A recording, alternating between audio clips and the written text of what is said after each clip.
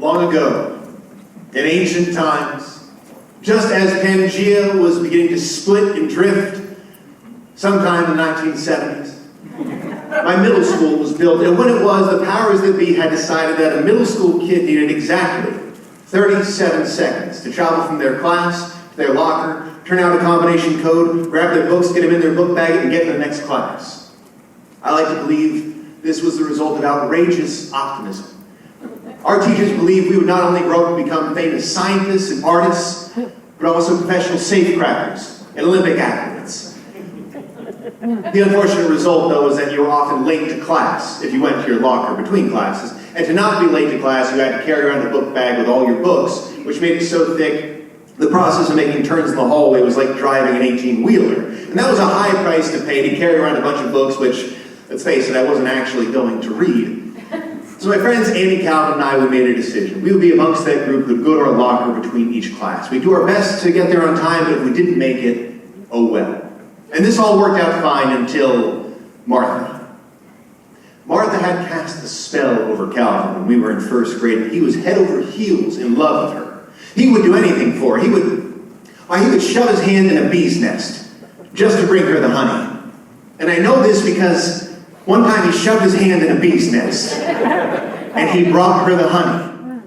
Packets from the hospital cafeteria. Now, Martha was a softball player. She was one heck of a pitcher, and Calvin, one day, hoping to impress her, he had made a t-shirt that had her team's name, Dale's Auto Salvage, across the front, and Superfan across the back. It was a cool t-shirt to have in middle school if you wanted to be ridiculed mercilessly. But it did work to get her attention. We were at our locker, we were getting our books, and Martha saw it. She said, "Well, Calvin, if you're such a big fan, why don't you come out and help with the snack stand at our game at 4 o'clock? Calvin was so overwhelmed by the fact that she had just spoken to him, he just stood there for a good 4 or 5 seconds. And when he came to, he realized he had to get to class. And he had to get to class on time the whole rest of the day. And if he didn't, he was going to be late. And if he got detention, he wasn't going to be able to make it to that softball game at 4 o'clock. So Calvin, in desperation, began shoving every book he had into his book bag. He threw it over one shoulder and then the other, the weight causing his legs to buckle as the corner of Silas Marner was stabbing him in the kidney. He made his way to health class. Oh, wow. He takes that first turn. He's not used to carrying such a backpack that wide, and it catches a 6th grader. It launches him into the drop ceiling where a janitor would find him days later. He makes his way down the hall, knocking kids left and right, and he's about to make that final turn to class. He's almost on time when he happens to catch, with the back of his backpack, barely even the zipper, the t-shirt of Herman the Hulk. Herman was the biggest, tallest, strongest kid in our grade, and we all feared him. There were stories, legends really, about Herman beating kids up. Now, we'd never seen him beat a kid up. We never even met a kid we beat up, which could mean only one thing.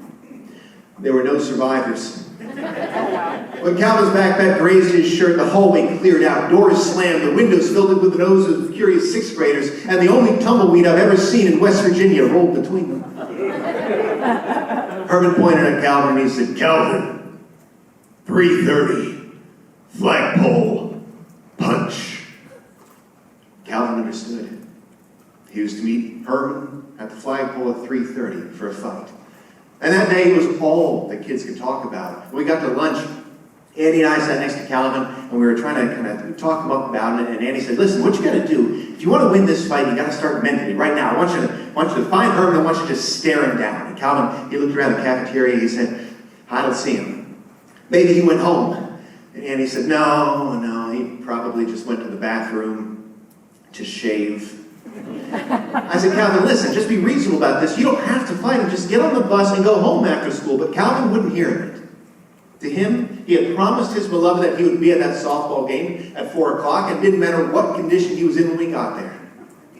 Well, 3:30 rolled around, and Andy and I walked him outside, and we saw there was already a crowd around the flagpole. And as Calvin walked up to it, the crowd parted, and Calvin got to the middle, and he saw Herman standing there at the flagpole. And Calvin started with an apology. He said, "Herman?" Herman said, "Herman, I'd like to say that I'm sorry that I brushed you with my backpack this day." And he had a whole speech prepared. He said, "Herman, there comes a time in a man's life when he can no longer suffer the bows and arrows on Wheel of Fortune. When he must suppose them and stand tall, and I stand tall before thee, Herman, and I am not afraid." And Herman said, "Where's my ladle?" turned to us, he said, a ladle? Well, why does he want a ladle? And he said, relax. He probably just wants to beat you with it. A kid darted out through the crowd with a ladle, handed it to Herman, and darted out the other side. Herman stared up at the sun, and he said, concessions. Calvin said, all right, Herman, I can see that you are a giant with a weaponized ladle, and I have very little chance of winning this fight.